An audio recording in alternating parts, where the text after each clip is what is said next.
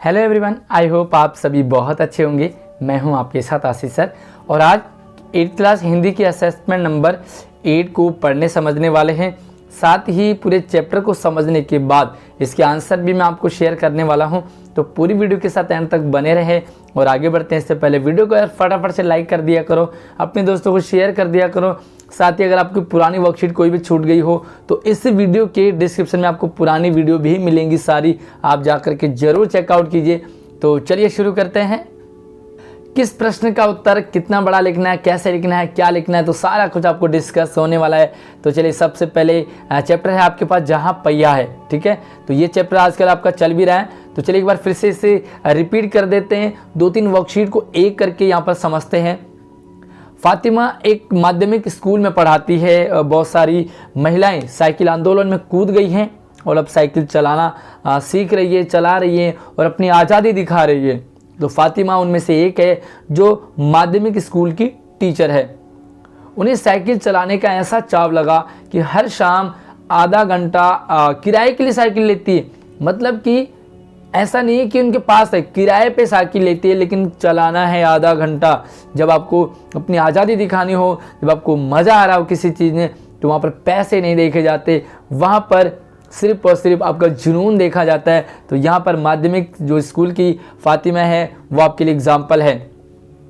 एक नई साइकिल खरीदने की उनकी हैसियत नहीं है। फातिमा ने बताया कि साइकिल चलाने में खास तरह की आज़ादी मुझे महसूस होती है, हमें किसी पर निर्भर नहीं रहना पड़ता। अब हम छोटे मोटे काम अपने कर लेते हैं और वैसे भी चाहे आप कोई भी काम ना करो, लेकिन हाँ जब आप आज़ादी वाली बात करते हैं, फीलिंग आती है आज़ादी वाली, तो मज़ा भी बहुत आता है। मैं कभी इसे छोड़ूंगी नहीं। जमीला, फातिमा और उनकी मित्र अवकन्नी, इन सब की उम्र 20 वर्ष के आसपास है। 19, 20, 18, 19, 20, 21, और उन्होंने अपने समुदाय के अनेक युवतियों को साइकिल चलाना सिखाया। फातिमा ने सीखा, जमीला ने सीखा और उनकी मित्र अवकन्नी ने, तीनों ने सीखा साइकिल चलाना। और उसके बाद अपने कम्युनिटी के, अपने समुदाय की, गली मोहल्ले की सभी लड़कियों को साइकिल चलाना सिखा रही हैं। यानी कि ऐसा नहीं है कि खुद सीखा और बस, नहीं, खुद का भला होगा, दूसरों का भी भला करेंगे। इस जिले में साइकिल की धूम मची है, तहलका मचा है। आप सोचोगे दिल्ली में साइकिल तो हर कोई चलाता, लेकिन गांव देहात और स्पेशली, हाँ मैं बताऊंगा नहीं ये कहानी कौन से स्टेट की है, कौन से जगह की है, मुझे कमेंट में आप ज़रूर बताएंगे। देखना चाहता हूँ कि कितने बच्चों को ये स्टोरी याद है, हमारे वर्कशीट को रेगुलर करते हैं। इसकी प्रशंसकों में है महिला खेतीहर मजदूर। देखो बहुत सारे लोग हैं जो ये काम कर रहे हैं। महिला खेतीहर मजदूर साइकिल चला रही है। पत्थर खदानों में काम मजदूरी करने वाली औरतें, गांव में काम करने वाली नर्सें, बालवाड़ी और आंगनवाड़ी कार्यकर्ता, बेशकीमती पत्थरों को तराशने में लगी औरतें, स्कूल की अध्यापिकाएं भी साइकिल का जमकर इस्तेमाल कर रही हैं। साथ ही ग्राम सेविकाएं भी चला रही है। दोपहर का भोजन पहुंचाने वाली औरतें जो घर का खाना पहुंचाते हैं, घर में खाना बनाते हैं और लोगों के ऑफिस में खाना देने जाते हैं। सबसे बड़ी संख्या उन लोगों की है जो अभी अभी नव साक्षर हुई हैं, यानी कि जिन्होंने अभी अभी साइकिल चलाना सीखा है। जिस किसी नवसाक्षर अथवा नई नई साइकिल चलाने वाली महिला से मैंने बातचीत की, मैंने का मतलब मैंने नहीं, लेखक ने, उन्होंने साइकिल चलाने और अपनी व्यक्तिगत आज़ादी के बीच एक सीधा संबंध बताया।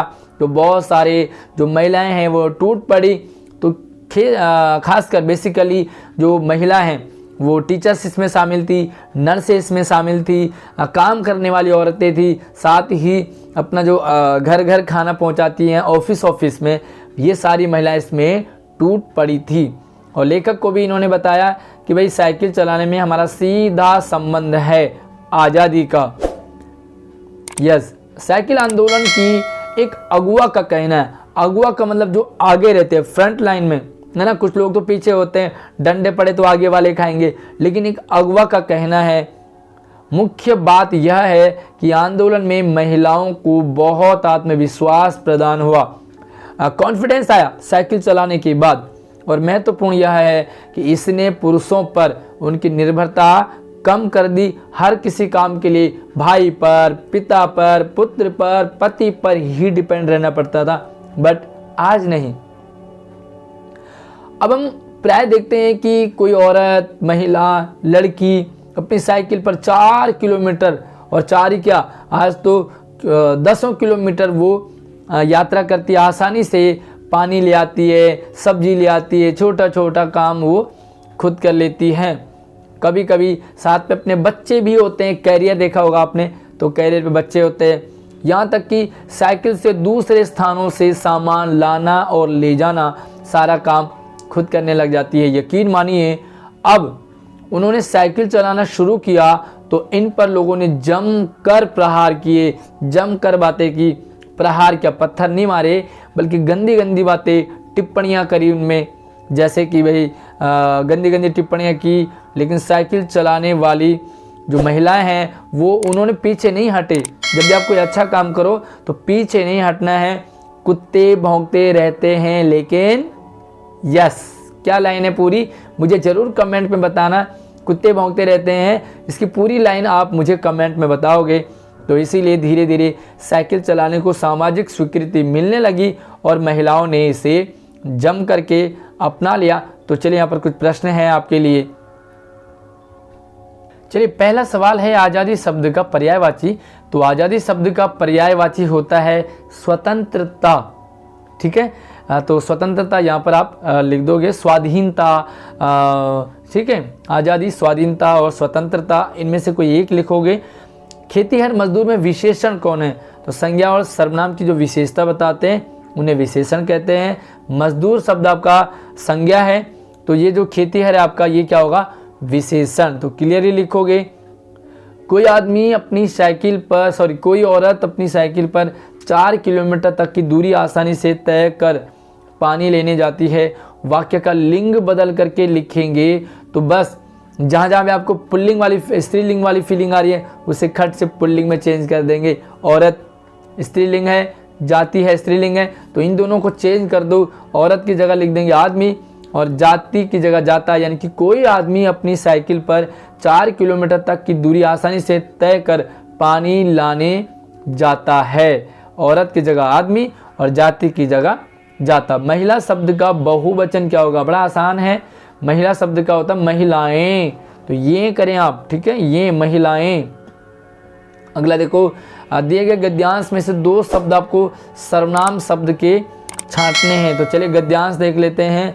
और सर्वनाम तो आपको पता ही है, संज्ञा के स्थान पर जो प्रयोग किए जाते हैं वो आपको सर्वनाम होते हैं। तो चलिए यहाँ पर आप देखें, तो चलिए स्टार्टिंग से ही मैं आपको कुछ दिखा देता हूँ जो मेरी नज़र में आए हैं। बाकी आप भी नज़र दौड़ाइए कि इसमें और कौन कौन से सर्वनाम हैं। सबसे पहले मैं आपको बता दूं कि ये सर्वनाम आपका उन्हें आपका सर्वनाम है।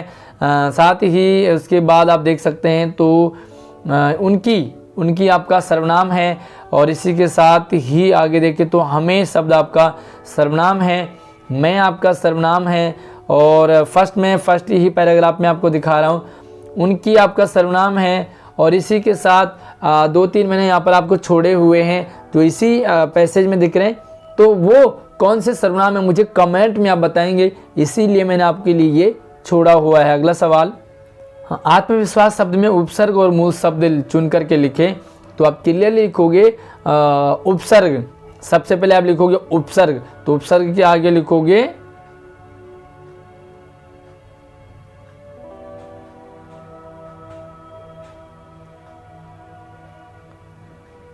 आत्म, और मूल शब्द में लिखोगे विश्वास। ठीक है, हालांकि मैं आपको बता दूं ये शब्द इन्होंने गलत दिया हुआ है। आत्म में भी उपसर्ग नहीं है, क्योंकि आत्म यानी कि आत्मा ये अपने आप में एक शब्द है, लेकिन ऐसे पैसेज के अकॉर्डिंग शायद वो आत्मा को ही उपसर्ग मान रहे, हालांकि आत्मा उपसर्ग फिर भी नहीं है। फातिमा साइकिल किराए पर क्यों लेती है? सिंपल सी बात है भाई, पैसे नहीं है ना, तो कंप्लीट लिखोगे कि फातिमा जिसके पास पैसे नहीं है इतने साइकिल खरीदने की, उसकी हैसियत नहीं है, इसलिए वो अपनी आज़ादी दिखाने के लिए साइकिल किराए पे लेती है और साइकिल चलाती है। फातिमा का साइकिल चलाने का अनुभव कैसा था? तो भैया अनुभव कैसा होगा?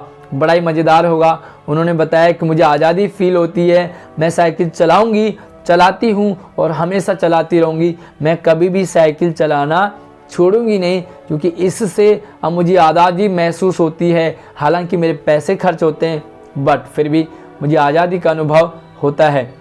साइकिल के प्रशंसकों में कौन शामिल हैं? बहुत सारी महिलाएं हैं इसमें, जैसे फातिमा वकन्नी, ये तो हैं ही। साथ में देखो पत्थर खदानों में काम करने वाली औरतें, बाल वाली आंगनवाड़ी वाली औरतें, नर्सें हो गई है साथ में, है ना। तो आप लिख सकते हैं बहुत सारी जो लेडीज़ हैं वो काम करती है, तो इन सभी के नाम आप लिखोगे। साथ ही साइकिल आंदोलन का महिलाओं के जीवन पर क्या प्रभाव पड़ा? तो क्या पड़ेगा भाई? देखो आज वो पुरुषों पे निर्भर नहीं रहती है, हर छोटा मोटा काम पुरुषों पे रहना पड़ता था, बट आज वो खुद कर लेती है। सबसे इम्पोर्टेंट चीज़ आत्मविश्वास उनका बढ़ा है, और उससे इम्पोर्टेंट चीज़ उन्हें आज़ादी का अनुभव हुआ है। तो काफ़ी सारी बेनिफिट्स फ़ायदे उन्हें मिले हैं।